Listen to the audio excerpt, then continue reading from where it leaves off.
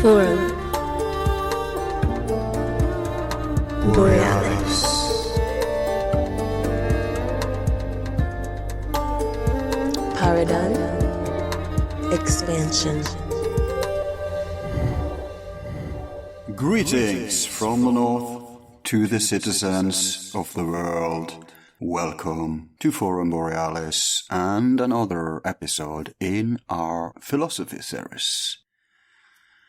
Our guest tonight is historian Peter Levenda. He is a genuine investigative author who, in the course of more than 25 years of field research, has journeyed to more than 40 countries, gaining access to all sorts of obscure places like temples, prisons, military installations, archives, interviewing historic persons, obtaining primary sources, making new discoveries, and writing books about these niche subjects.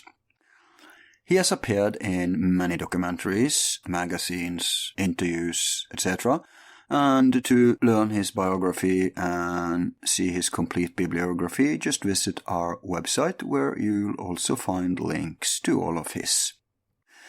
So far we've had him on mainly on the Nazi phenomenon, a topic he's been writing extensively about, but he's also a primary authority on other subjects, and one of them is the more shady within spirituality. And so he's written on weird and obscure traditions or questionable and controversial sects and so on.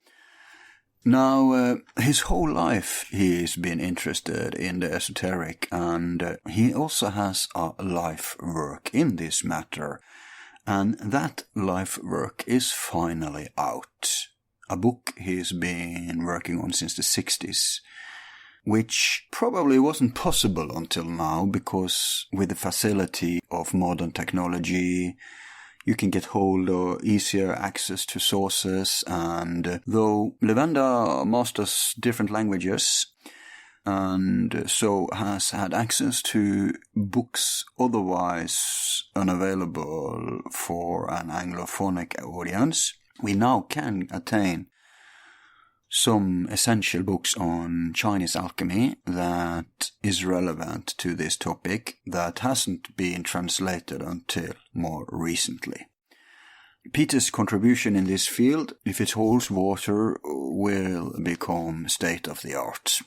He has discovered ties between alchemy and tantra, and specifically, as his book The Tantric Alchemist goes, concerning the alchemist Philalethes, also known as Thomas Vaughan, one of Britain's 18th century Hermetic Rosicrucian authors with an interesting life, including some Jew mysteries, and the potential fact that he used tantric sources and insights in his great work within alchemy. Although this may sound like a special interest show, everybody who has a philosophical bent will get something out of this. If nothing else, you'll learn about a basic Western esoteric tradition. But if you are interested in either alchemy or tantra, there will be stuff for you to pick up on your own road nonetheless. Don't take my word for it, though. Let's just listen to what Peter himself has to say.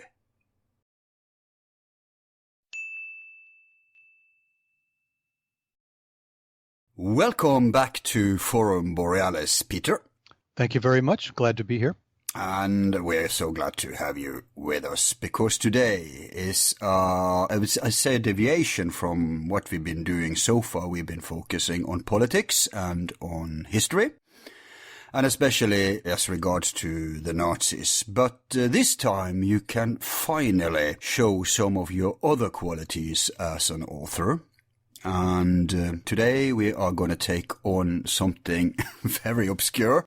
Mm-hmm. If not alchemy and tantra in itself is obscure enough, it's even more obscure when it's combined and in the mirror of a certain Thomas Vaughan. So my first question to you, Peter, would be, how on earth did you get the notion of writing this book? By the way, what's the title of the book? Yes, the title is The Tantric Alchemist, and the subtitle is Thomas Vaughan and the Indian Tantric Tradition. Yeah, very, very fresh book, I'd say. Just a few months out, or? That's right, just a few months out. So how did you come across this? Well, this was a labor of love. The research for this book, or the inspiration for it, began in 1968. Believe it or not, I had come into possession of Arthur Edward Waite's compilation of the writings of Thomas Vaughan, which I still have.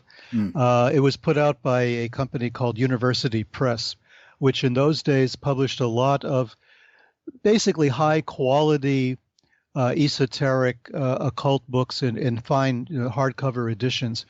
And I was 18 years old that year, and I had been buying books from University Press.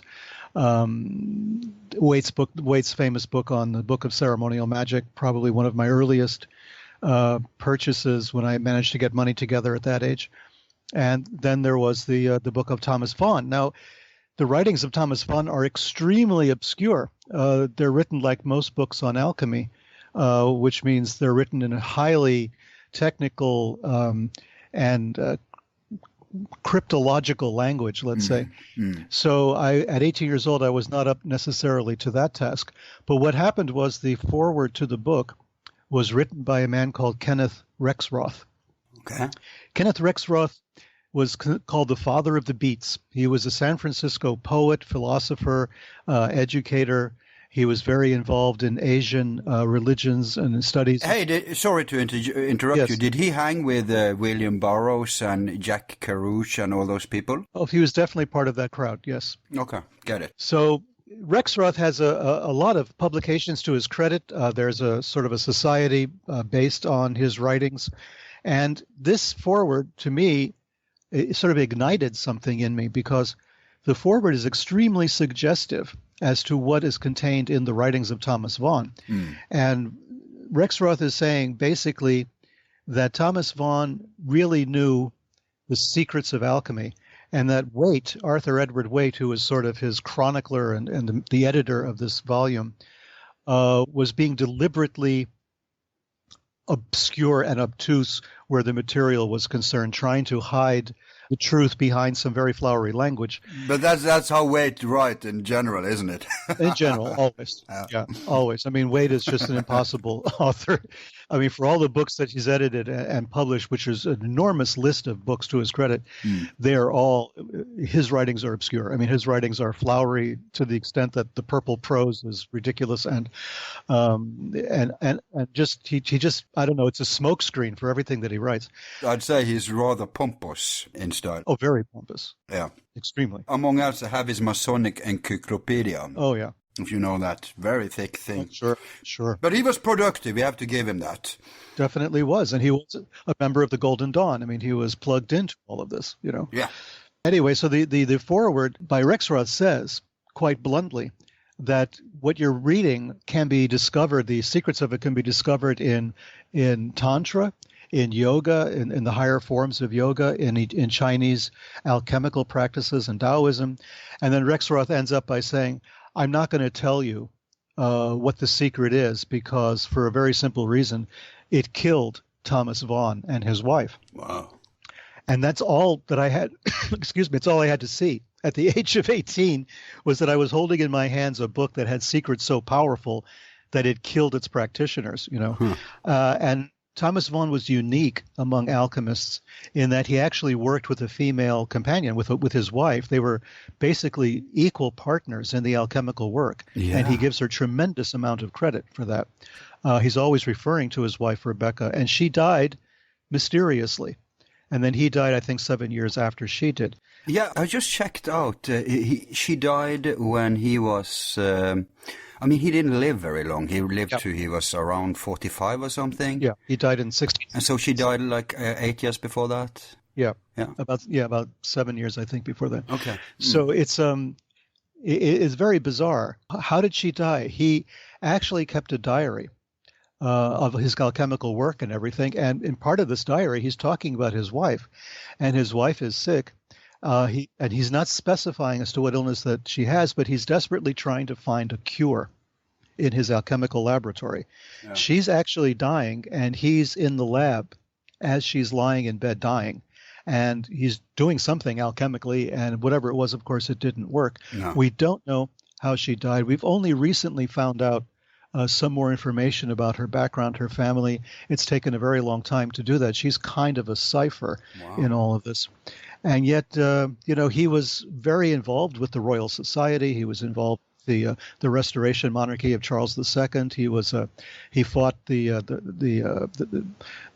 people under the Puritan leader Cromwell. He was, very much a royalist, and so he was involved politically. He had a twin brother, Henry Vaughan, a very famous metaphysical poet. So, he was very involved in the ideas and the controversies and the politics of his time. Can I interject here? Because we have another series, we call it From Solomon's Temple to Arcadia, where we discuss with people research that is very recent, very new stuff that is found. It's all revolving basically around a Norwegian called Petter Amundsen. He is the first to have really, this is hardcore proven, undisputable codes, different types of code, among else steganography, in the first folio of Shakespeare and in some.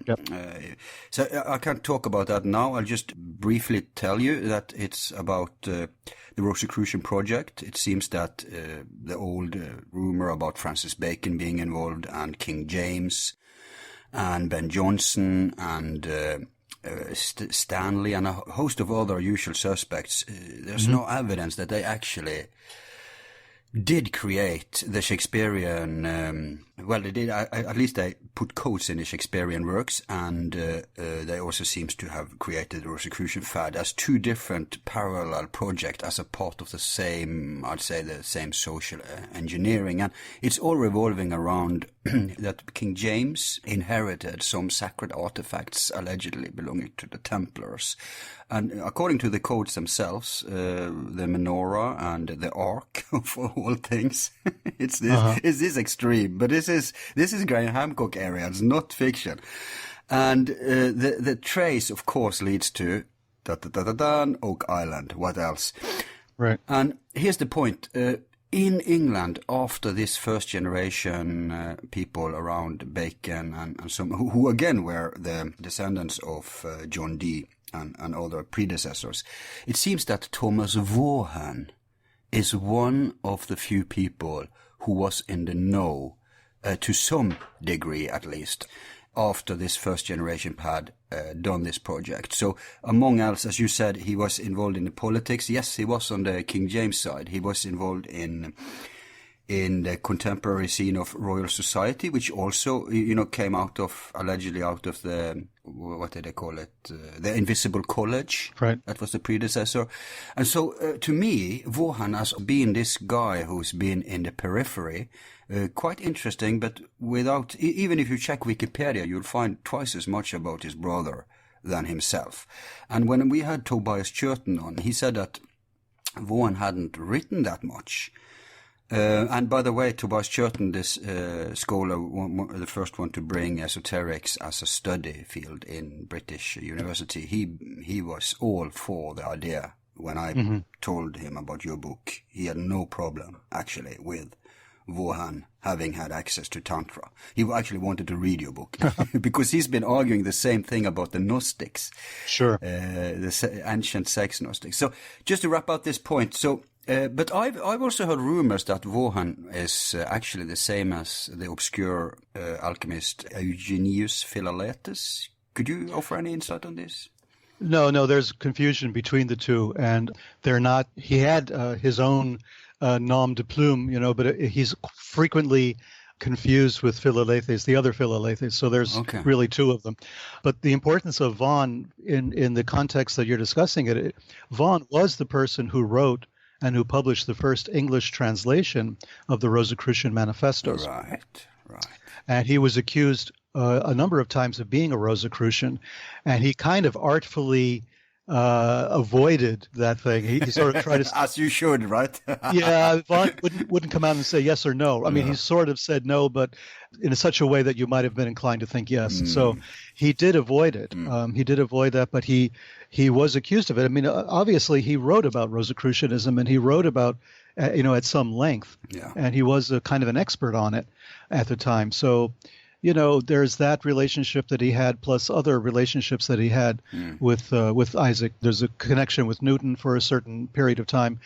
He knew everybody who was anybody at that point, and the Rosicrucian connection was definitely very strong part of what Vaughan was writing about. And the tantric aspect, I agree with Tobias Churton in this, because I had the opportunity to actually speak with Moishe Idel, a very famous Kabbalistic scholar, sort of the inheritor of the Gershom Scholem mantle. Yeah.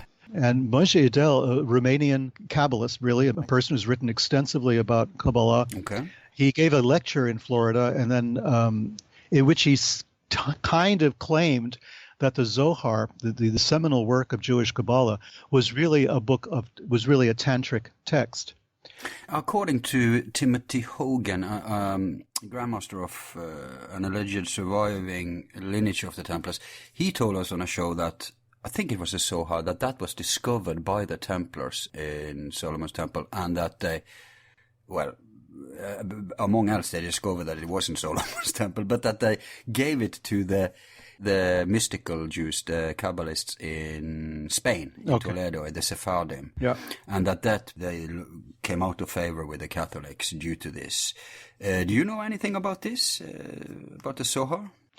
I've not heard any evidence like that. I mean, the scholarly texts that deal with the Zohar don't mention a connection like that at all. They kind of think they know who wrote it, but the reasons they give don't really convince me either. So it's possible. The text is so complex, and it's such a classic. It's almost in the Shakespeare category, where you begin to doubt that Shakespeare wrote the plays, and you begin to doubt, whoever has been claimed to have been the author of the Zohar really was. But that aside, Moishe Idel actually claimed in this lecture that the Zohar was a tantric work, and then I cornered him later after the lecture, and I said, "Did I hear you correctly? Were you actually linking Kabbalah and Tantra?" And he said, yes. For as far as he was concerned, the Zohar is a work of Tantra. It talks about the Shekinah, which is the female aspect of the Godhead, the bride looking for the groom. And he went on to it a little bit, and he convinced me.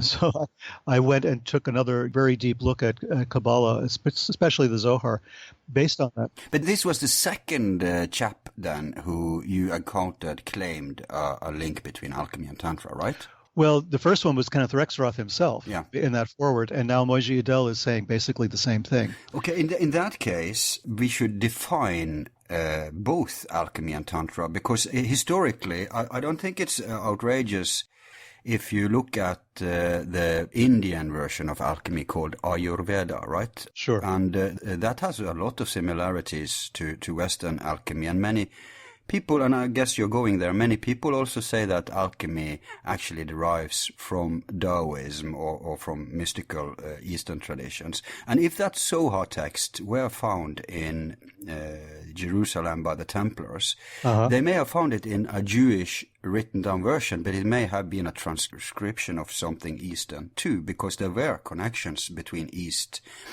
and the Middle East, India and the Middle East, back in ancient times. So I don't see a historical or a philosophical problem with your claim in itself, if you understand.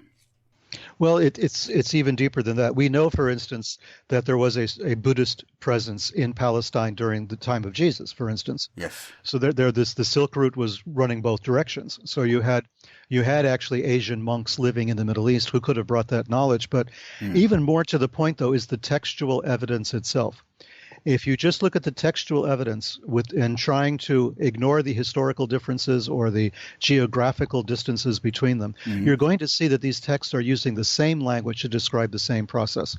So all of the language that we're used to in Western alchemy, with the dragon and the eagle and the iron and the sulfur and the alembics and the retorts and all of this, you find precisely in Indian alchemy and precisely in Taoist alchemy. And the importance of that is that Taoist and Indian alchemy are both alchemies of material substances like raw materials, metals, and that sort of thing, organic material. But it's also very heavily based on the body itself. And if you take the illustrations of Chinese Taoist alchemy and look at them, they are physical, biological processes that mimic what they believe were the physical processes around them in the natural world.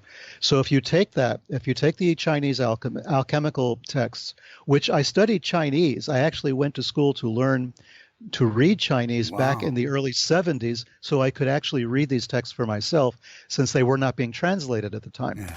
So this is how much this foreword by Kenneth Rexroth inspired me on this quest, that began so many years ago. Yeah, but imagine if you back then had the same kind of access that people have today. Oh, it's different. Oh, sure. Yeah. Well, we wouldn't even be having this conversation. I'd be doing something else probably. But this was critical, and I began to see the beams fell from my eyes in that biblical phrase. I looked at the Chinese and the Indian texts, very obscure ones initially. They're a bit better known now. Okay. And I was able to port that information directly onto Thomas Vaughan, because Rexroth in the foreword says Thomas Vaughan gives the show away. Thomas Vaughan is so transparent as to what he's talking about, it's not funny. He's probably the best introduction to the material you could have. So I took the Indian and Chinese context, the terminology, the ideas, and I began to read Thomas Vaughan almost in the clear, as if there was no longer any twilight language around it. There was no longer any obfuscation. It was actually quite clear. Thomas Vaughan is writing about biological processes. There's really no doubt anymore. If you go back and look at Vaughan from that perspective, you see that's exactly what he's talking about. It's fascinating. And then from Vaughan, you can go and start reading some of the other alchemists and start using the same process and to understand what they're saying. Wow! So you can decode further alchemists through this decoding of Vaughan. Absolutely, yes. If this holds water, Peter, and I haven't read the book, but I'm listening, but if it does, then a whole host of modern contemporary alchemists, and I'm talking now not about spiritual alchemy, but laboratory alchemists, will have a much easier time ahead of them. Oh, absolutely. Vaughan is very clear I mentioned this in the book, and in one place he says, alchemy is not what you think it is. Alchemy is not about this, it's not about that. He's very explicit. He says alchemy is process. It's about a process. And he links that process with creation. And that's basically all you have to do. That's the first secret to me of alchemy, is that this is the secret of creation itself. This is the process. It's not about finite things. It's not about atoms and molecules. It's not even really about the Big Bang per se. What it is, the alchemist saw the world as being in a continual state of process, that nothing was stationary, nothing was static, everything was in motion, and everything was in a process of transformation. In our present day, there was a philosopher in the 20th century who said very much the same thing. His name was Arthur Young, and he developed what he called the theory of process. And he laid it out as 7 stages, which is exactly what the alchemists believed. There was a 7-stage process. So Arthur Young's concept and Thomas Vaughan's and the Chinese and the Indians, they pretty much all agree on this, that what you're talking about is process. And isn't it interesting that everything in the universe actually is based upon vibration? You have the famous Tesla quote about vibrations, frequency, etc. And of course, everything that vibrates, it can be categorized, classified into 7 basic steps. Or 12 if you like, 7 plus 5. So, and you find the same thing in alchemy. According to the modern somewhat modern alchemist, Frater Albertus. Right. He said that you can define alchemy as the raising of vibration. In other words, he kind of distinguishes between transformation, which is just that the form changes, and transmutation, which is something more. It's a lifting of vibration. It's something that sublimates, something that makes something less crude and more potent and more higher. It's difficult for me to find the right words, but you understand what I mean, right? Sure. Do you agree with that statement? In a way, yes. It's. I think all alchemists that I've read, especially contemporary ones, are groping towards the same truth, and they're trying to find ways to describe it. And it is difficult. It's not easy. But what happened to me is I was very deep in the writing of this book, because I finally decided it was time to put all this research down on paper and to discuss what I was researching, which is culminated in this book. During the process of that, I was intensely involved in it, and in writing it and in compiling all the different sources. And I had this kind of a moment of satori. It was a kind of a sort of a blast of vision of enlightenment, where I saw precisely what Vaughan was saying, and then linking that to what everyone else was saying, his predecessors, let's say, in Asia. Yeah. That this was process. This was the entire universe was still in motion from the moment of the Big Bang until now. We know this. We know the universe is expanding. And in fact, it's expanding more quickly now than it did at the time of the Big Bang, which seems to violate physical laws. So when you're experiencing, when you have that actual experience and you find yourself in the middle of it, that everything is in flux, everything is in motion, you realize that this is Yeah, and this is a cornerstone in Kabbalism too. They say that the universe isn't created, it is in creation, ever unfolding in creation as we walk alone. And giving the notion to the New Age concept of being co-creators, of course. And if you can actually see that, not just on an intellectual basis, but if you could actually see it, sense it, that leads you into the process of alchemy. This is the alchemical process. And you kind of find your way towards becoming a co-creator, becoming a participant in the process, a conscious participant. We are all participants. We have no choice. We're products of the Big Bang. Everything around us. I mean, as I was working on the book, I realized that the computer I was working on, the references, the desk that the computer was on, this was all part of that process. This was all in a state of flux, in a state of motion. So I was simply being conscious of it and participating in this process. And that was very enlightening, no pun intended, but it was this kind of moment of realization, of actually feeling it, not just intellectually understanding it, but actually feeling it and sensing it and realizing that all of these sexual allegories, for instance, Thomas Vaughan is replete with them. And people sort of try to see, what is he really talking about? Well, that is what he's really talking about. And that is so common in Indian philosophy too, to express the philosophy and the law through the symbolism of the sexuality. Obviously, we know it from the Indian gods and we know it from the tantric traditions. But I think at some point we need to define Tantra too, not just alchemy. Sure. I've written, I think, I've written another book on Tantra called Tantric Temples, which was a major sort of investigation of the temples in Indonesia that were built by the Tantrikas back when the time when India was such an influence in Indonesia. And I had to do a lot of studying on Tantra, of course, because that's been a favorite subject of mine for many years as well. And Tantra is almost impossible to define. Even the scholars throw up their hands and say, you can't really say what it is. It's like, I know it when I see it. Even many of the famous tantric texts don't even have the word tantra in the title. So you have to kind of feel your way towards it. But what it is basically, it's a series of conversations. It's a dialogue between Shiva and Shakti, between the male and female principles of the universe, you might say, deified as gods and goddesses.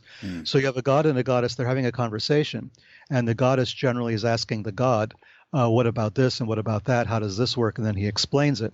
And it's all done in sexual allegory. And there's a reason for that, because as human beings, the closest we come to participating in that alchemical process is sexuality. We're products of that process. and we then contribute to it ourselves as we grow older. So we're part of sexuality is the easiest way of trying to explain the process. You have different types of materials, they mix together, they create a third, and that third being is a combination of the elements of both, and on and on and on.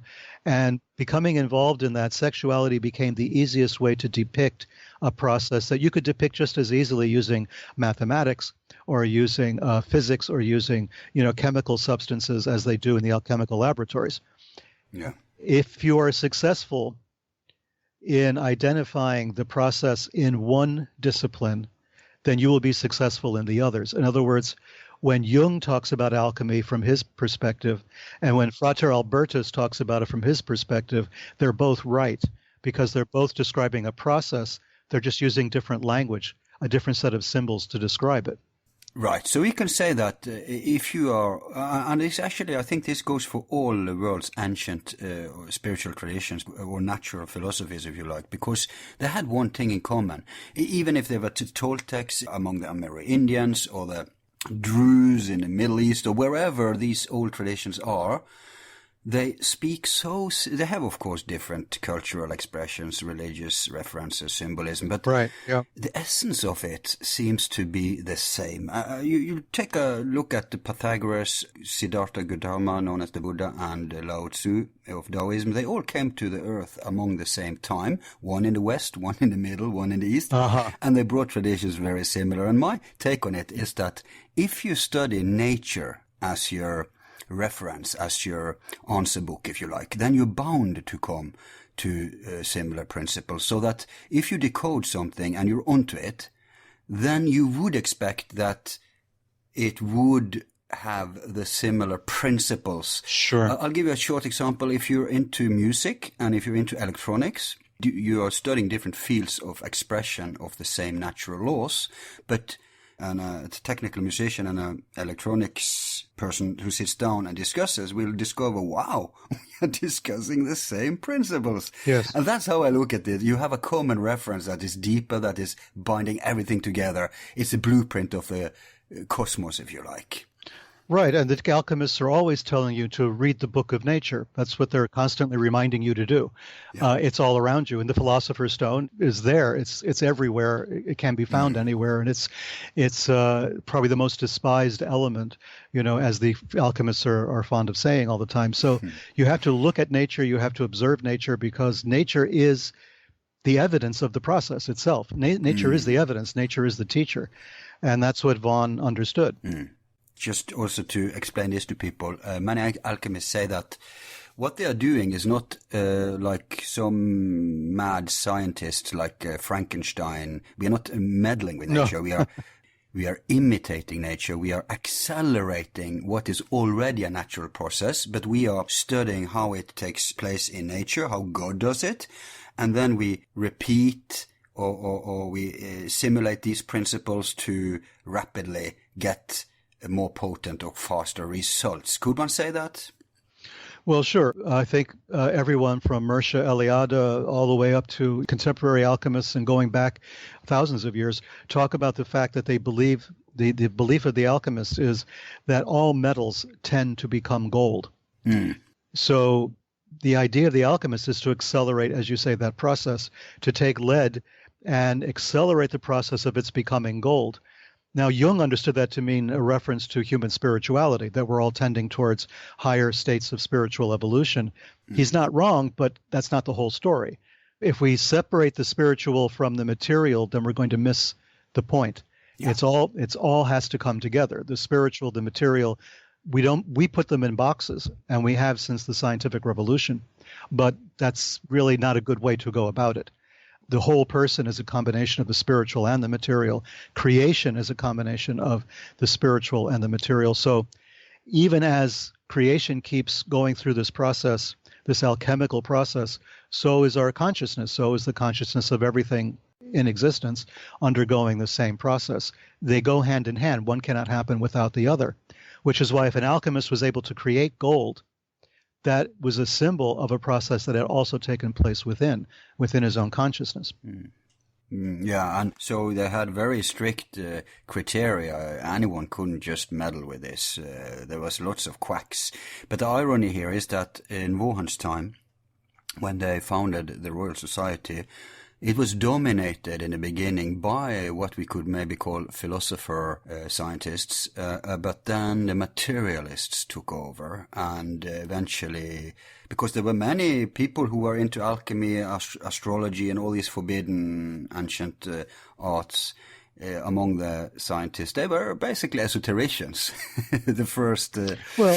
Elias Ashmole being a very famous proponent of that. Ashmole himself was one of the founders of the Royal Society, and he was a Freemason at a time when, Freemasonry there was no united Grand Lodge yet. Freemasonry was very disparate. It was scattered. It was probably, But it was dynamic and revolutionary too back then. Of course. Not establishment like now.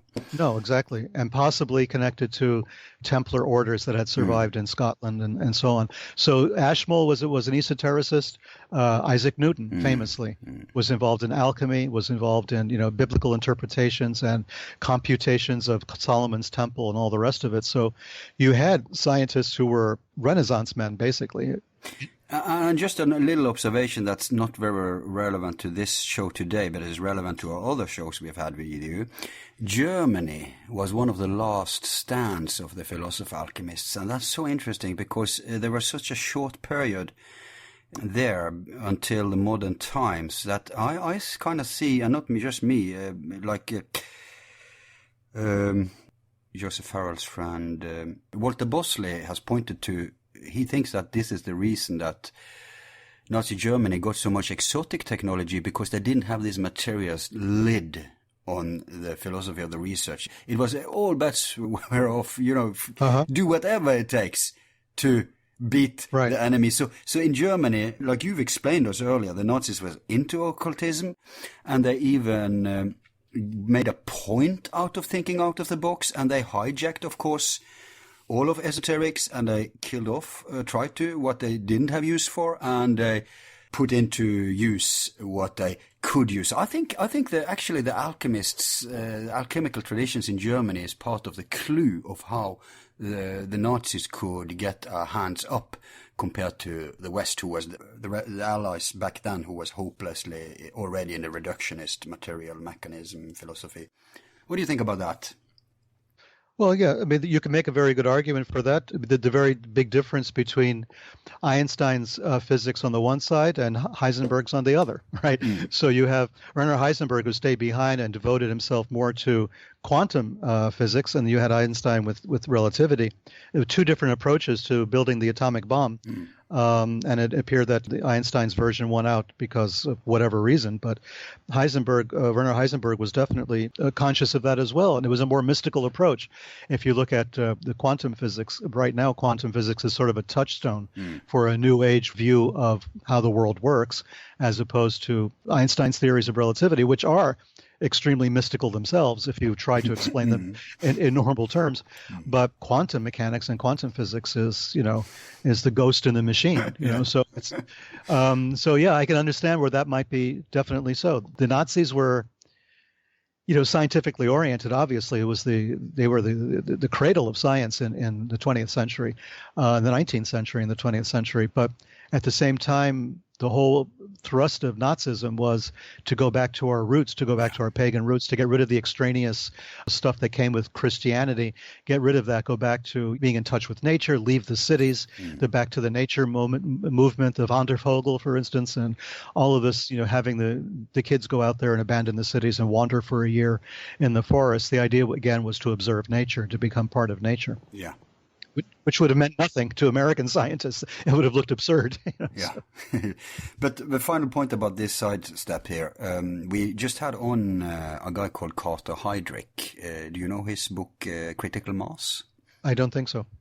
Well, he's the first to have proven, actually, that the German nuclear bomb project was ahead of the Manhattan Project, and that a certain U-boat went from Norway to America. It was supposed to go to Japan to complete their atomic program, but instead some kind of backroom deal was made between Bormann and Dulles. I see. And so they got a lot of uranium. They got a certain scientist, and this wasn't even the Heisenberg crowd. The guys who actually had a breakthrough in Germany were, I forgot the name now, but it's all in the show and it's all in his book. But I really recommend you check it out because it's going to rewrite modern history. Of course, this won't be accepted immediately, but he's had lectures about it at Los Alamos and Oak Ridge, and it's pretty mainstream, coming out more and more in the mainstream. So Farrell has made a big point out of this in his book. So something for you to keep an eye on, since you're interested in also this area. Sure. And for our listeners who are fan of Levenda, you should also check out that show we have with Heydrich, those of you who are interested in Nazi history. But back to this track. You mentioned that Rebecca, his wife, Thomas Vaughan's wife, had a mystical death. And I've also read that the same can be said about Thomas Vaughan himself. And of course, those who know a little about alchemical history knows that this wasn't uncommon among those who actually did the work, who had a laboratory. It was a famous way to go out, actually, right? Yeah. To blow yourself up. But what do you make of those deaths? In the case of Vaughan, it's a little mysterious. He actually, according to the stories that have come down to us, because we really don't know exactly, he evidently blew himself up with mercury. He was in a laboratory with mercury and blew himself up, which is precisely the way that Jack Parsons died, the famous follower of Aleister Crowley, who was also a rocket scientist. And probably a hobby alchemist, don't you think? In a sense, yeah. I mean, at a certain point, it becomes difficult to tell where alchemy ends and magic perhaps begins, or even where science begins at times. So he was a rocket scientist. He was very famous, a crater on the moon named after him and all of that. And of course, the infamous story about the Scientology guy, Hubbard. Sure. But we don't have to go there now. We'll take that with you another time. Sure. But continue, But these two gentlemen, and they both had women who were involved with them in the great work and all of this. And it was, Parsons who blew up in the 1950s, and it was Thomas Vaughan who blew up in 1666. So it's very strange. We don't know why. He seemed to have become very depressed, of course, after the death of his wife. He actually stopped publishing after the death of his wife. There was no more coming from him at all. But he did become very involved as the court alchemist, essentially, for Charles II, or actually after Charles James, for the court of King James. So he was now very much involved in all of that. And like I say, with the Royal Society, too, in a peripheral way. He had friends among many noblemen, and they had hired him basically as an alchemist. And he was doing not only alchemy in the sense of lead into gold alchemy, but he was doing medicinal alchemy as well. He was very involved in spagyrics. Spagyrics. He was very involved in creating medicines, and his diaries are full of references to medicines, and that might have been inspired by the death of his wife. Oh, so we have access to his notebooks?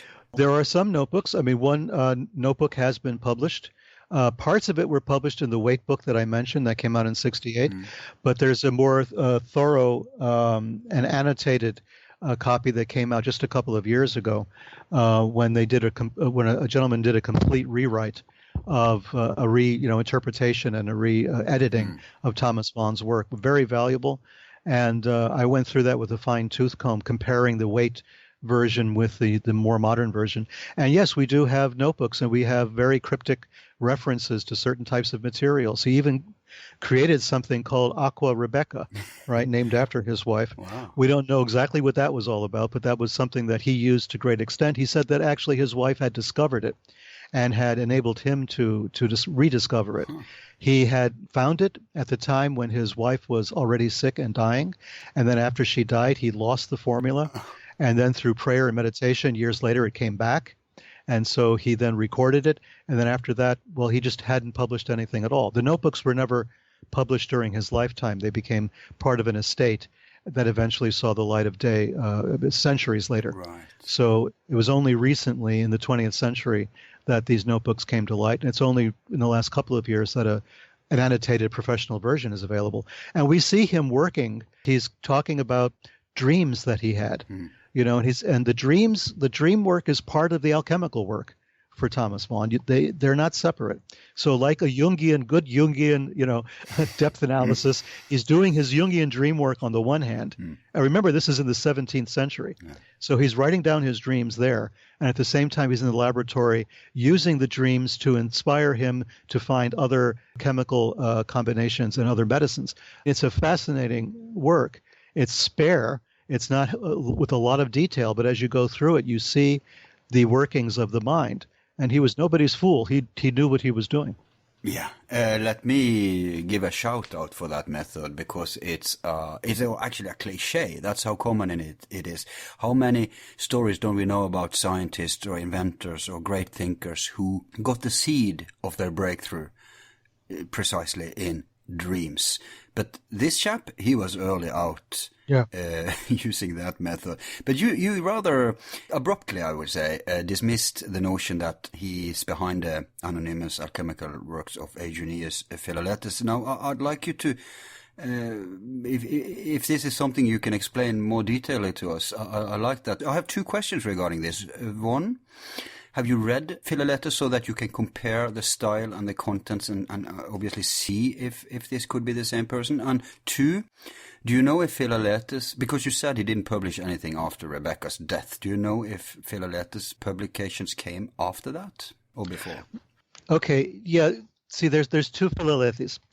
There was a Eugenius Philalethes. Eugenius, that's Thomas Vaughan. Oh, that is Thomas Vaughan. Yeah. Oh, right. But there's an Irenaeus Philalethes who is not Thomas Vaughan. So it's Eugenius versus Irenaeus. So there's two different Philalethes, right? Yeah. So Eugenius is Thomas Vaughan. His works were written under that pseudonym. In some cases, sometimes he wrote under his own name, but he wrote as Eugenius Philalethes.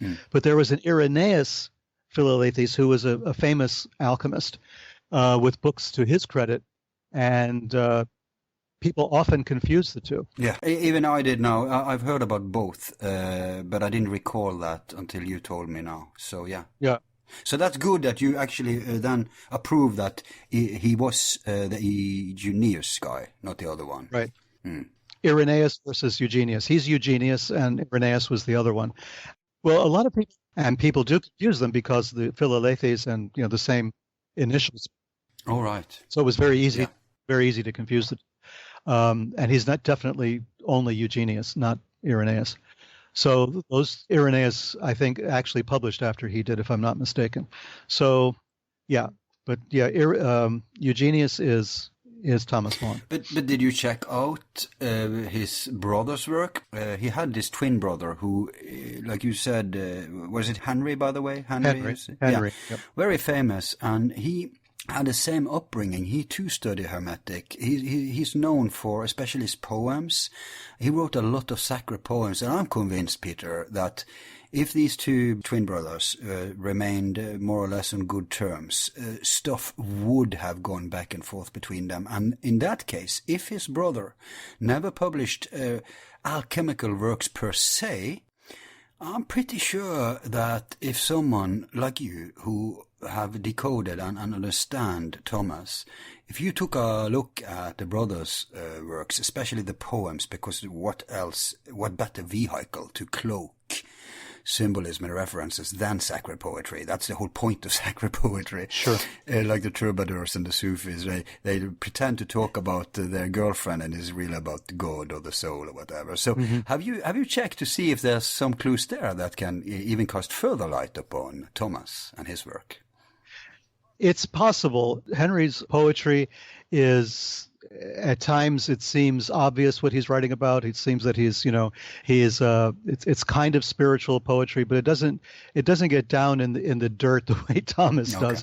Thomas is very hands-on where all this is concerned, and it's coded language kind of, but it doesn't take much to figure out what Thomas is writing about. Henry Vaughan was a man of letters. They both did study Hermeticism when they were younger, and they were both royalists. They were both fought on the side of Charles and fought for the Restoration. So these were people who had very, and the Charles the Stuart line was very mystical oriented anyway. So there was this idea of mysticism, a kind of spiritual king, and both Henry and Thomas were very deeply involved with that, and they had both received that kind of training. Thomas Vaughan had trained to become a clergyman, actually. So he actually went to a kind of a theological training period, which Henry did not. So there was a kind of a difference between the two as to where their interests would lie. Henry went on to become the famous Cambridge metaphysical poet, whereas Vaughan went straight into the laboratory. So there was communication between the two. I believe their wives knew each other as well, if I'm not mistaken. There was some kind of familial, convivial relationship. I don't think they ever really broke off relationships with each other. And I'm certain that Vaughan did talk about his work to Henry. It's just that we don't have any correspondence left that gives us this information. But we do have some correspondence between Thomas Vaughan and several members of the royal household and several nobles, little bits and pieces of correspondence in which Thomas Vaughan is actually creating medicines for people in the royal household. And there's this idea that Vaughan is creating not just regular medicines, but these are somehow spiritually imbued. They have some sort of additional power associated with them, and he's healing this, or he's trying to cure this problem or that problem. So Vaughan became very busy with alchemy and with especially spagyrics at the time. And I don't believe there was any hint that Henry might have been a benefactor of this or was in any way working with Henry and with Thomas in any way. He did live, longer than Thomas Vaughan. Henry, I think, arranged the funeral for Thomas, and I believe he wrote an elegy for Thomas Vaughan. But he didn't. There was no really close identification of the two. Okay, but when you went into Thomas and you say it's easy, I guess it's easy with the key, of course, but you did spend your time on this. Yeah. So from 1968 to it came out this year, I guess. It came out, let me just check the publication. I think it came out last year, if I'm not mistaken, 2015. Yeah, so you've been working on this. So the end of 2015, yeah. But you've been working on this, you told us in another show where you plugged the book, you told us that you've been working on it on and off for all these years since. Sure. Yeah, it's your life work in a way. Yeah. The longest, at least. So, but yeah. I wouldn't be surprised if you also set up a laboratory and tried to implement some of these principles. It's a very personal question, but can you address that? Have you tried following his work? Well, practically? You actually, yes, practically, I will say practically, yes, I will say, but as far as a laboratory is concerned, you don't need one. So the laboratory, you can actually get by with some very simple materials. For instance, we talk about spagyrics. Spagyrics is more interesting to me for a number of reasons. So the idea of creating medicines, in a sense, has interested me more than, lead into gold. Because you do need a lot of equipment for that. You do need a lot of painstaking attention. You have to keep a fire burning at a particular temperature for long periods of time. All of these things are necessary. Yeah. And far beyond my capacity at this point, because I'm more interested in the reading and the writing of it than I am in the laboratory work.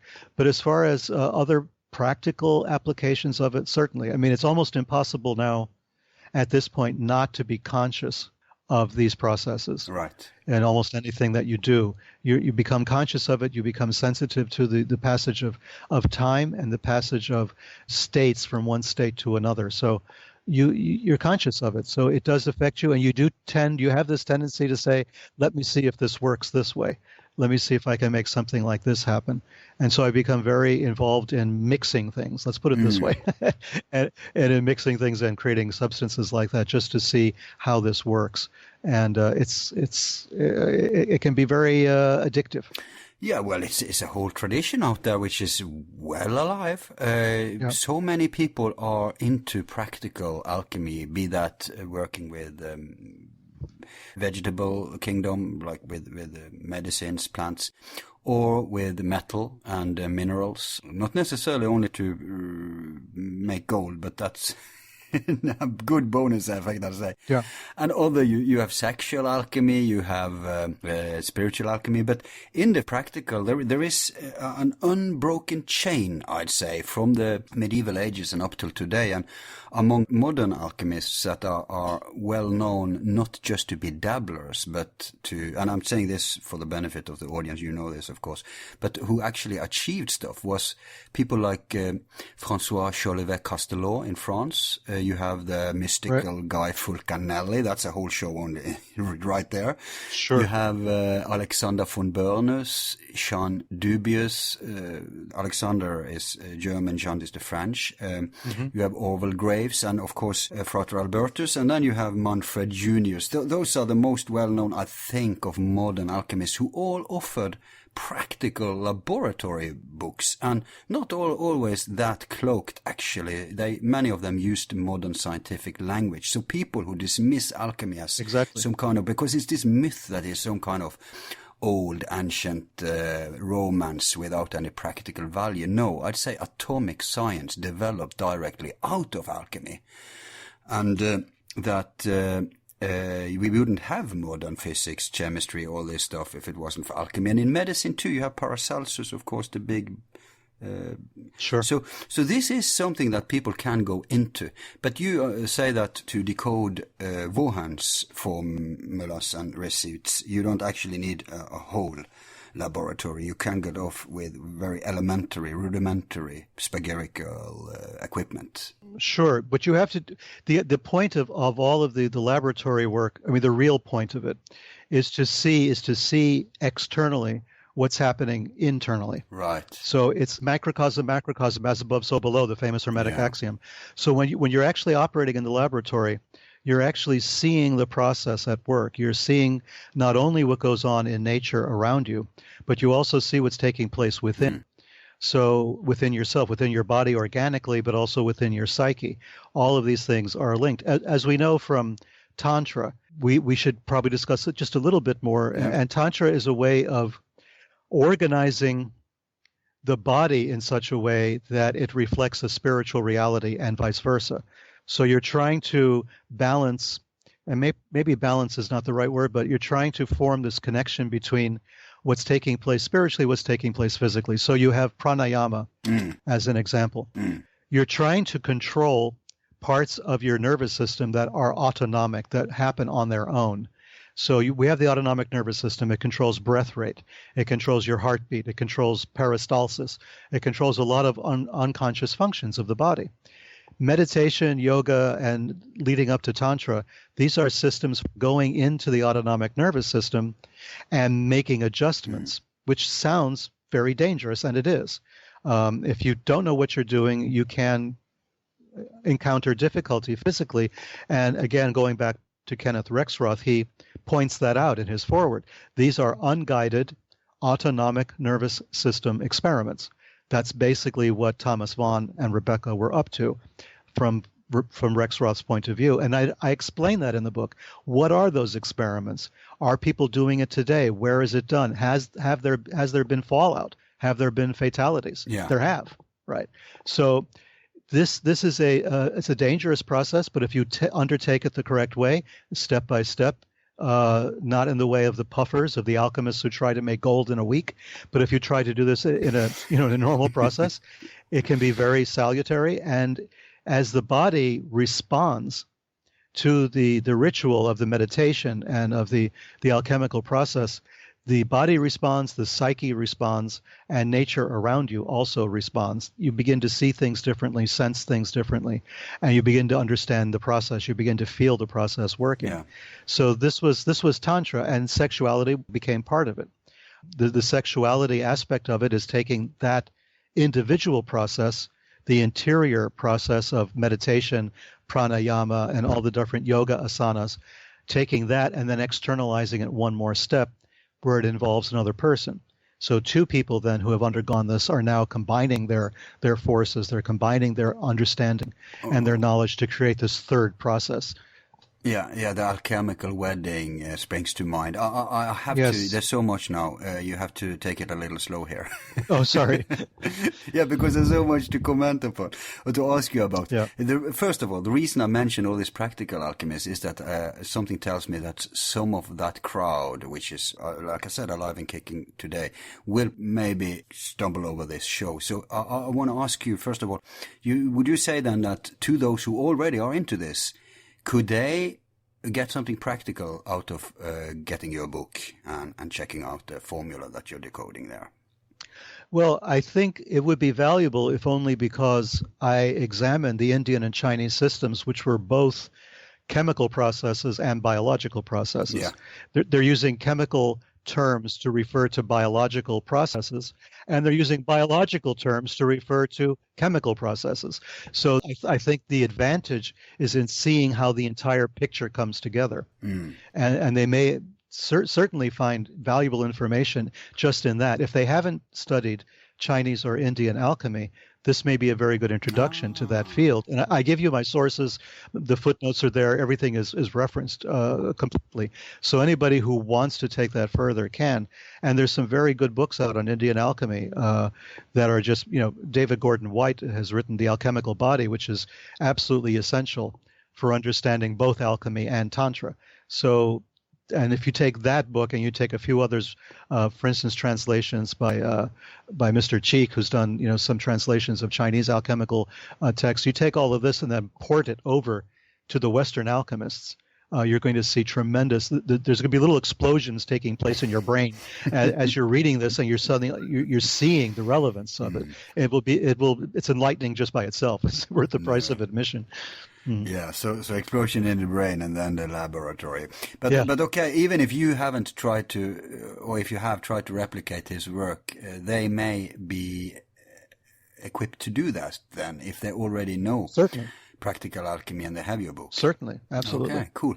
So when you say, and I want to back you up, you say as within, so without, as above, so below. You say that it's sexual aspects, it's biological aspects, and you don't even need Tantra for that. Even in classical alchemy, that's actually a given, because there's so many who thinks that, well, we have the symbolism I just referred to, the alchemical wedding, but you also have speculation that the Prima Materia, which is the code, I guess, the word for what stuff you should begin with, that has to be sublimed in order to make the Philosopher's Stone, that some people claim Prima Materia should be a man's sperm.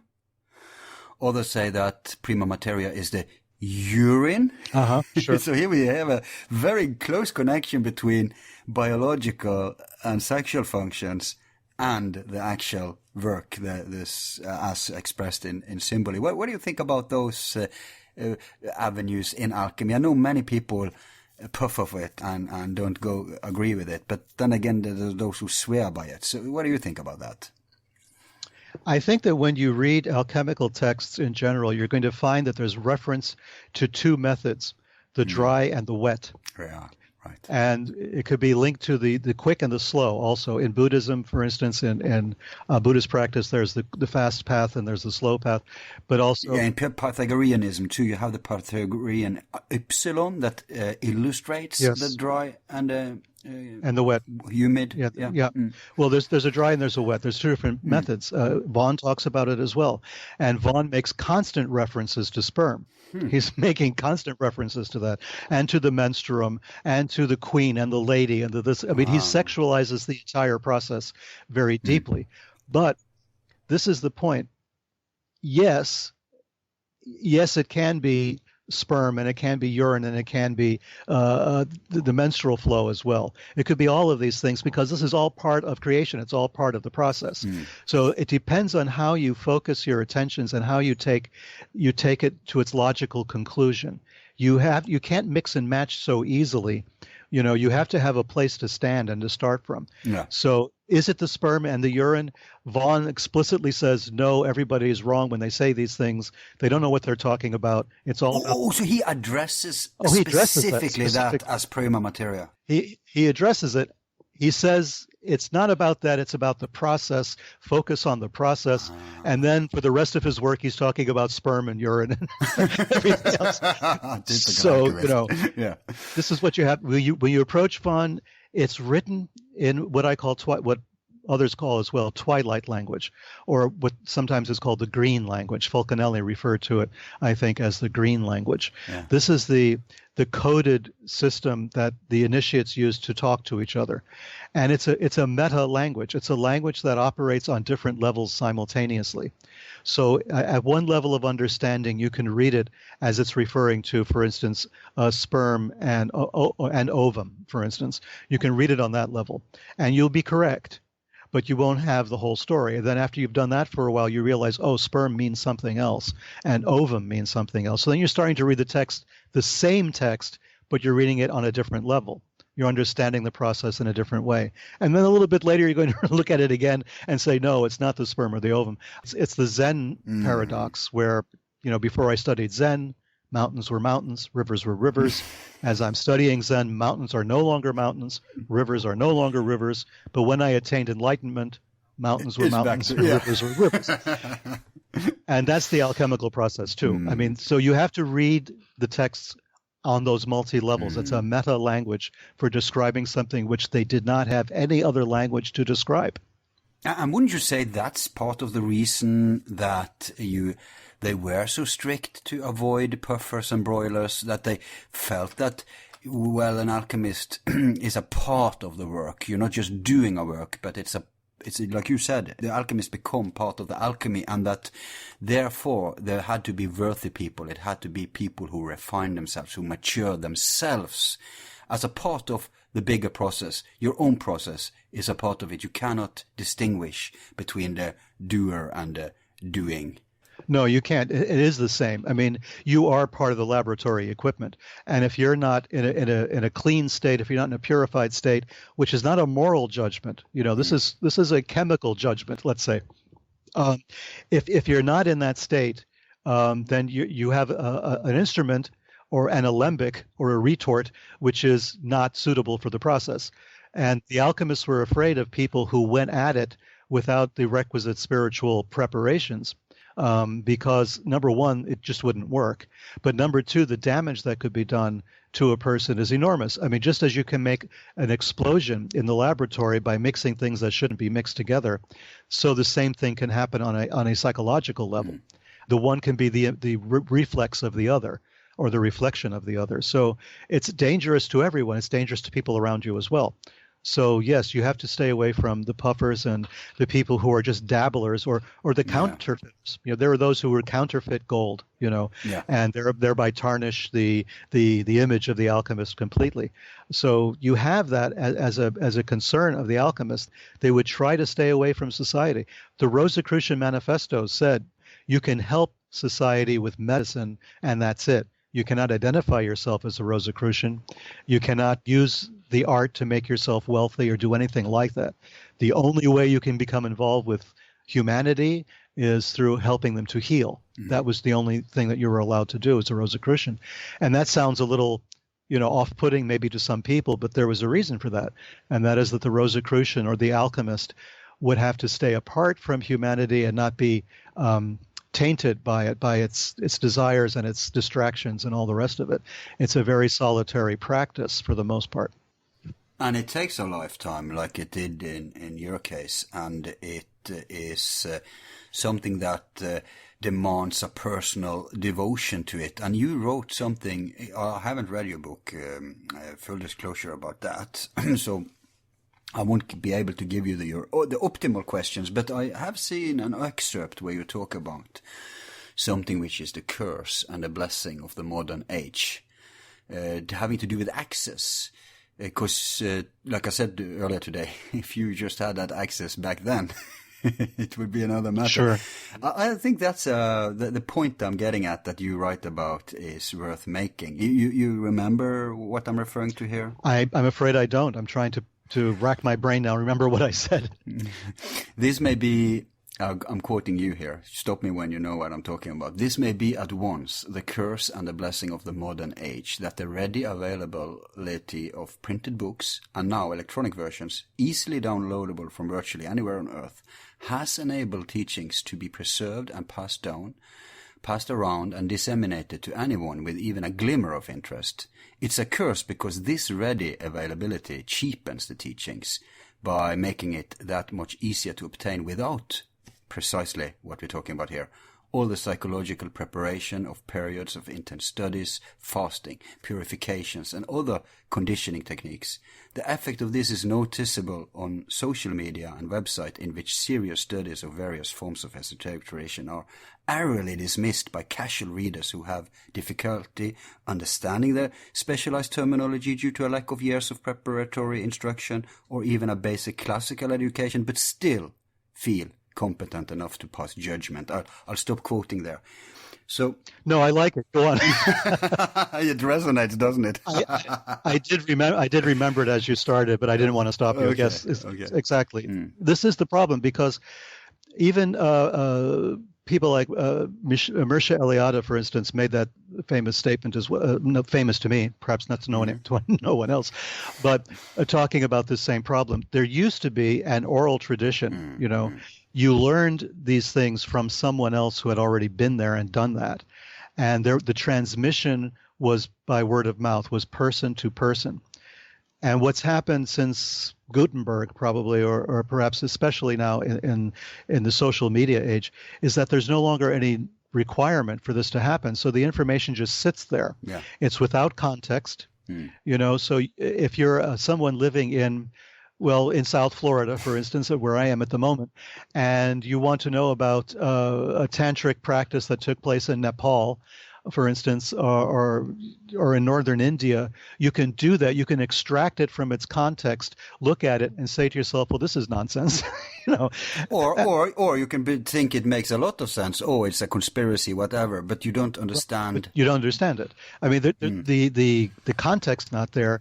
The transmission is not there. Someone is not looking at you and saying, "Okay, this is what you need to know now." You're just taking it all in, which means you're going to basically 90% of it's going to go over your head. And then you're going to say, well, this didn't work, so this must be all garbage and I'm out of here. So yeah, that is a problem. And if you listen to other people, I mean, I have a problem like this when I read people who have written about occultism and people who are supposed to be perhaps authorities on occultism. And the approach they take is to be disrespectful on the one hand, which is maybe I'm just too old to look at it any other way, but also very badly misinformed as to what the intentions were of various ancient authors or classical authors, or what they were trying to say. There's this sort of airy dismissal of this information, which is sad. It's the curse of the New Age. If I had had access to all this material when I was younger, as we started to say at the beginning of the show, I don't know what would have happened.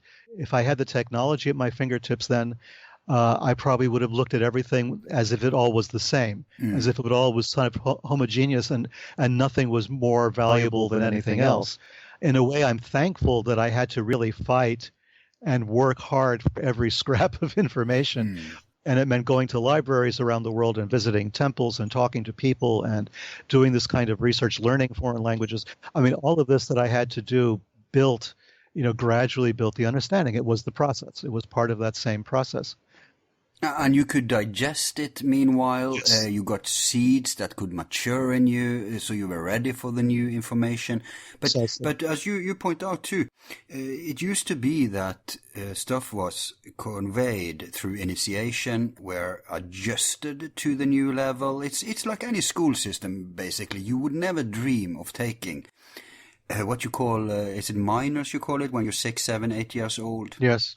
You would never dream to equip them with books from the university. But that's because, I mean, even if they could read the words there and make out some sense here and there, you would have a vivid discussion among the kids about what they were actually talking about. And like you say, most would go over their heads. And that's how I regard what's going on today in this digital age, where everyone has access to everything, which isn't a bad thing in itself, but we have lost something on that way. Not just for information, you see it even in lifestyle. In traditional societies, tribal societies, you had to be prepared. A man, let's say we are two men talking here, so we had this initiation into manhood, where you had to face your fears, and I believe Eliade is one of them who has written a lot about this in his studies of religion. So this is a point that often is missed, and that I'm so happy you're making here, because I agree it's so important. Well, it is. The emergence of the text, in a sense, has made the teacher irrelevant. But there's something lost when the teacher is irrelevant. When the teacher goes away and all you have is the text doesn't initiate you. That process. Look at the modern school system. It's exoteric. Yeah, really. Just a computer can't be your teacher. That's just how it is. It can't. I mean, we're mistaking information for knowledge. Yeah. We're making a fusion of the two. Data is not knowledge. No. Facts are not truth. I mean, it's you can accumulate as many facts as you want. You're still not getting closer to the truth. And the idea of personal experience with the information is what brings you to knowledge. And just Googling something is not knowledge. We have the ability to access data, but really not the ability to access knowledge. Knowledge, we have to do that on our own. And we kind of, in this modern age, people are resistant to that. They don't understand why that should be necessary. Why do I have to know the names of the 50 states in the United States if I could just Google it, right? But there's something that's lost. The idea of the memory palace, this whole concept of having in your own head all this information organized in such a way that you can access it and use it to interpret the world around you. That's missing. Yes, knowledge has become wisdom at that point. Yeah. And according to the Sufis, they use vivid poetic allegory when they describe these things, and they call that wine. Now, who would drink wine who's not matured, who's not ready? Right? Right. So it's the same thing. That's what we're talking about here. Exactly. Become a connoisseur. Let the wine mature. Exactly. Yeah. And that's why the alchemical texts were written in code. I mean, so they understood that, the written text was taking the teacher out of the equation. So the best way to protect the data, the best way to communicate it, was also to write in code. Now, the code was necessary in some cases because you couldn't explain things using open language, clear language. But on the other hand, it was necessary to keep this information the province of the teacher. You could not just read a book and find out how to turn lead into gold. It was not going to happen. So they understood the danger inherent in printed material, in text, in handwritten material even. So they said, how do we keep this? How do we keep the teacher as part of the equation? Well, write it in code. So you need someone to decode it for you. You need someone who's actually done it. Yeah. Otherwise, the written text means nothing. And to me, that's brilliant. I think everything should be written that way. Yeah. I mean, an enlightened society, that would be great. An enlightened society. And that's not to take away from, the people's right to know anything, right? I can understand the democratization of knowledge is a good thing, making everything open, making everything available. Everybody should have access. But by the same token, what you're getting access to is raw material. You're not getting access to knowledge, and you're not getting access, as you say, to wisdom. That's still missing. Exactly. It's like, don't bother the kids with university books. Let them have access to them by all means, and let them study at school if they want to, until they become examined at the university. But then they should be provided those books. They could have them. They could inherit the books from they are 5 years old, but they shouldn't be basing their worldview upon that. So, yeah. I think it's a saying in esoterics that you always have to start by learning the letters. Right, exactly. And the other famous quotation is, when the student is ready, the master appears. When the person is actually prepared, when the person is ready, and you're not ready because you can Google it. No. readiness does not mean you have a smartphone. Readiness means something else. Yeah. And we tend to forget that in this modern time of social media. We think that social media is the answer to all of our questions, but it isn't. We're not ready for it. We have to become ready. We have to prepare ourselves. And initiation is dwindling. The idea of genuine initiation is very difficult to find. So you're put on your own devices. It becomes a self-initiation process. And that only works if you're serious, if you're committed, and if you're disciplined. Otherwise, you're just not going to get where you want to be. There's no one to do it for you. Where are the initiates? Where are the secret societies now that can initiate effectively? They're few and far between. Of course, there is a concept in I'll say both alchemy and Western Hermeticism, if not entire worldwide esoterics, that when the pupil is ready, the master appears, and this concept of at some point you have to attain a communion, to commune with the inner master. Exactly. And this is, of course, a very popular concept in, notwithstanding New Age, because it's a Gnostic idea, right? Everybody can get a direct connection. We don't have to go through authorities, books, groups, guardians, all that stuff. And it is true, and I do agree with it. But again, here the problem is, again, you have to learn the letters before you can start reading. People don't learn what is illusions. They have to understand what is not gold before they can try to find gold. And this I see as a big problem because, I'll tell something personal about myself. I don't do that too often on air, but I can't hide it in this discussion. And that is that I have, for many years, been teaching, among else, meditation. Mm-hmm. And I see that people who take a weekend course in whatever that isn't organized and certified by the state, where the state defines and determines whether you can be able to teach something or call yourself something, then it's up for grabs. And you will always find these puffs, these, not always swindlers. They trick themselves, maybe, before they trick anyone else. Sure. And they come to a weekend course, and then they feel enlightened, and then they set up courses, and then you have this fantastic situation today that the blind is leading the blind, or the one-eyed is God's.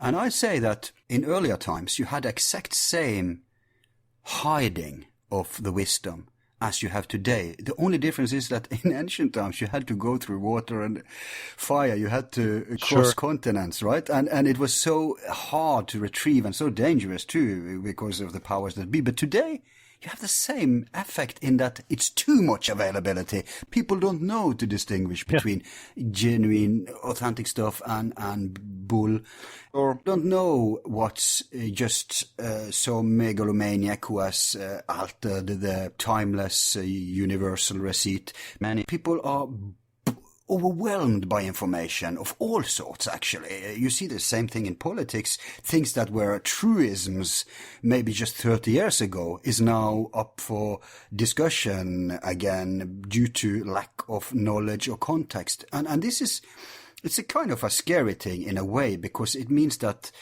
the bar is lowered and lowered and lowered, and before you know it, you have all these quacks that are set up as masters and experts who are calling the shots. And that's when people like you, who have studied this a lifetime, needs to hide and duck, because that's when they're coming after the real people. You see what I mean here with this kind of grim...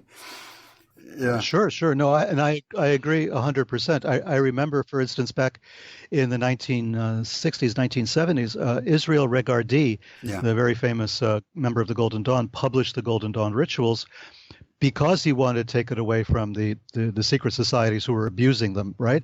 So he said, here's a system, use it for self-initiation. I've given you everything, but before you do, spend at least a year or two in psychoanalysis.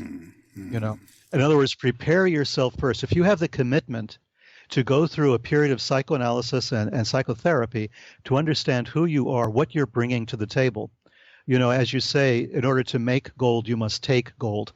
In order to approach this, you have to start with knowing who you were. You have to understand, be able to tell the wheat from the chaff, the gold from the lead. Otherwise, none of this is going to work. So you can initiate yourself. Here's the program. These are all the stages of the initiations you can go through. But you can't just open the book and read a couple of things out loud and call yourself a magician or an adeptus exemptus or whatever it is you want to call yourself.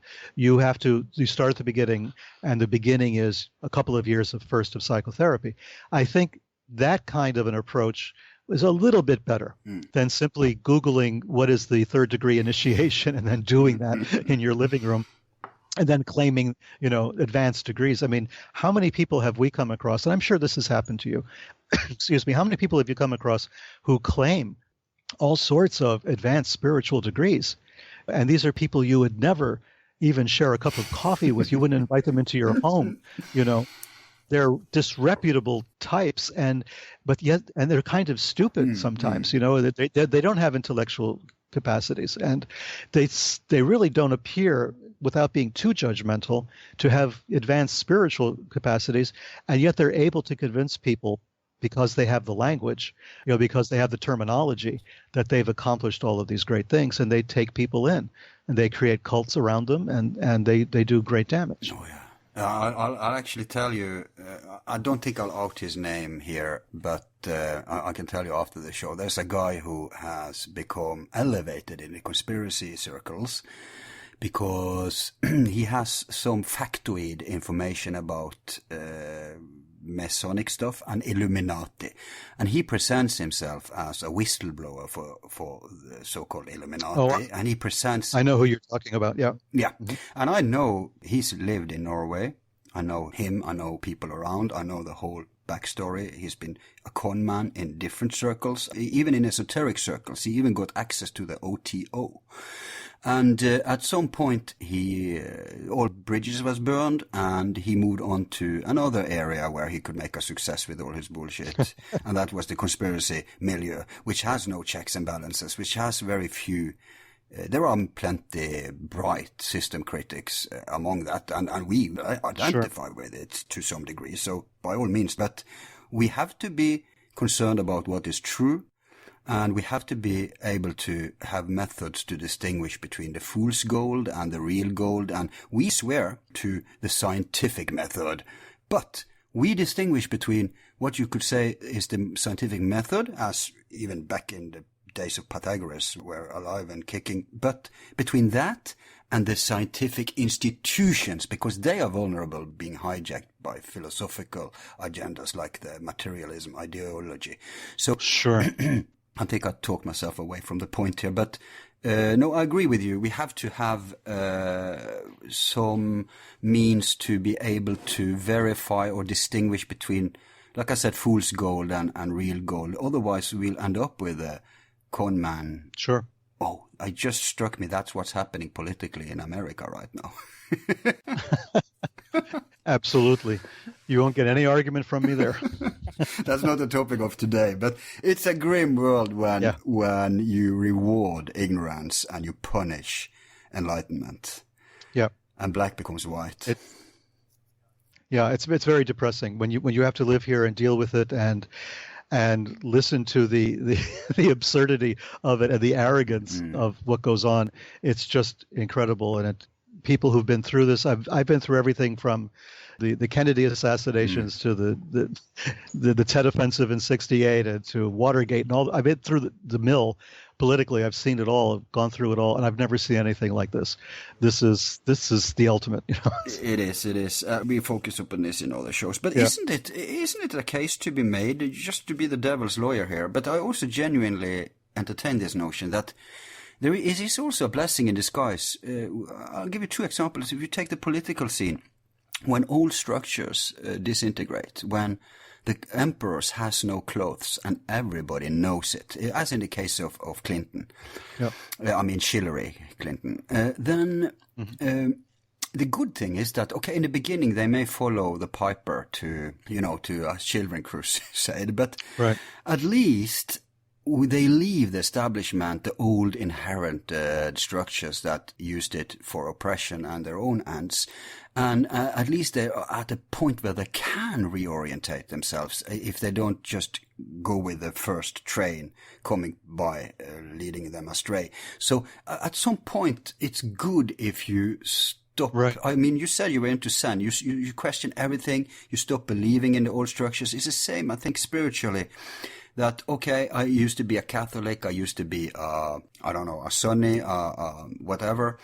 And now the old notions, the old paradigm is in ruins. And I need to reorientate myself. Oh, we have this Gnostic idea of I can actually do it myself. I don't have to follow what the middleman between me and God, the priesthood, tells me. Right. I don't have to adjust to a corrupt structure that may have had a good thing once upon a time, but now is decayed into, again, control mechanism. So I think it's not an either or here. It's a both and that there is a positive aspect to that. If people like you continue to work with what you work and share it in an educating way, so that the new generations who lack the traditions, because I'm a traditionalist, I see very many good things in traditions, but when they come, they can then use this maybe to reconnect. I mean, even Thomas Vaughan did that. He forgot what Rebecca told him, but he got it back from his subconscious somehow. It was within him all the time. Yeah. What do you think about that idea? No, yeah, I understand that. And I understand the sentiment behind it and I believe that what's going to happen eventually is that this the political structure in this country is going to undergo a subtle change no matter what. Right. No matter what we're talking about. The people that are supporting one side or the other, there's, the Bernie Sanders, Elizabeth Warren people, they're almost in the same boat as the Trump people as far as wanting, drastic changes to take place. And the Ron Paul people before them. Right. And the Ron Paul people, sure. Yeah. So there's this desire for this getting sort of tired of what's going on and seeing the same old things. But by the same token, this is a country of 350 million people spread across 50 states. It's an extremely complex organism. And to wipe the slate clean and start all over again is going to be extraordinarily difficult, not just for us, but for our effect on the rest of the world.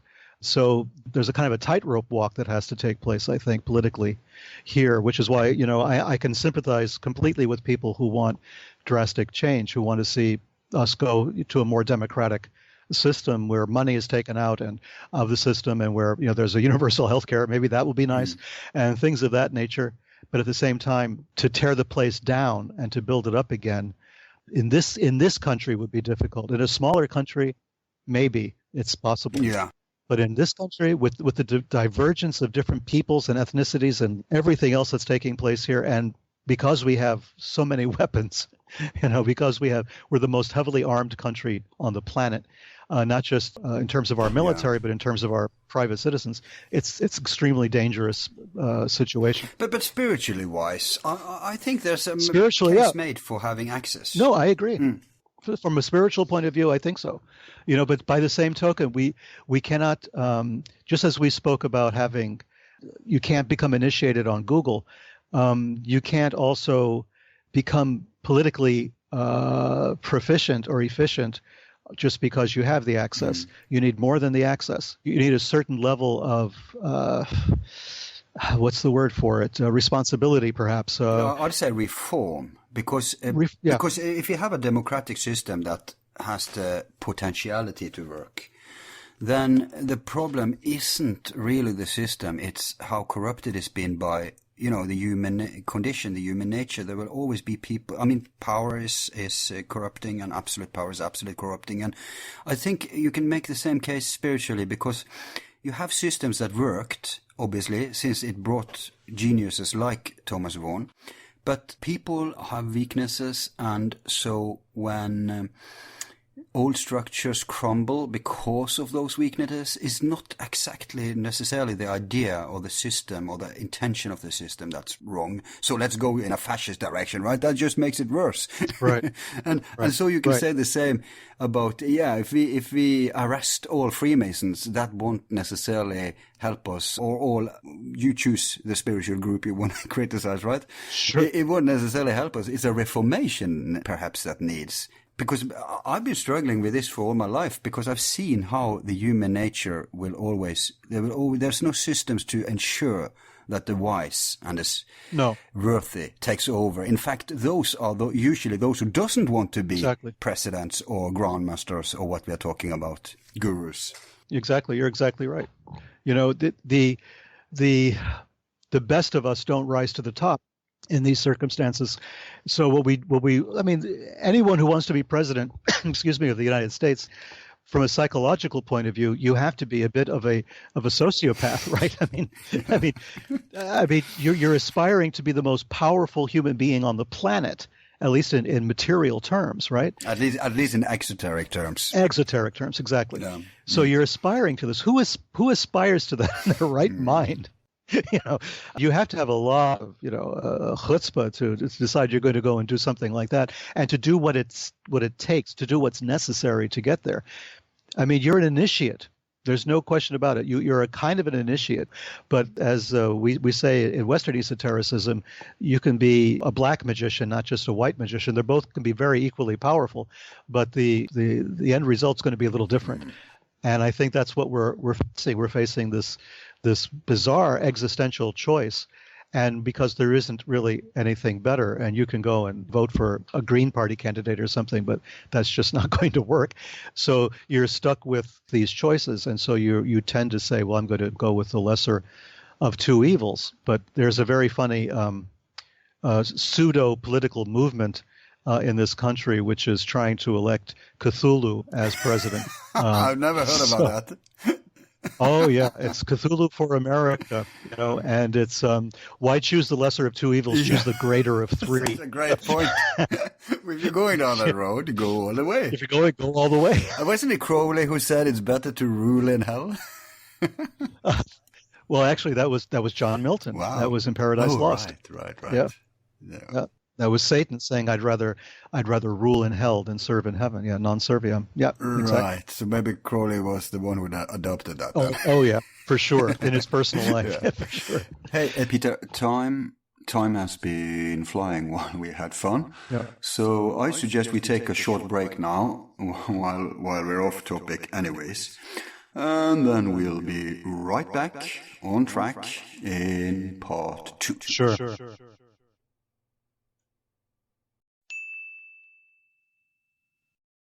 All of our files are free and will remain free. If you like the show, you can show support by donating $1 to help with expenses. Just use the PayPal link on our website, YouTube channel, or Facebook page. Thanks.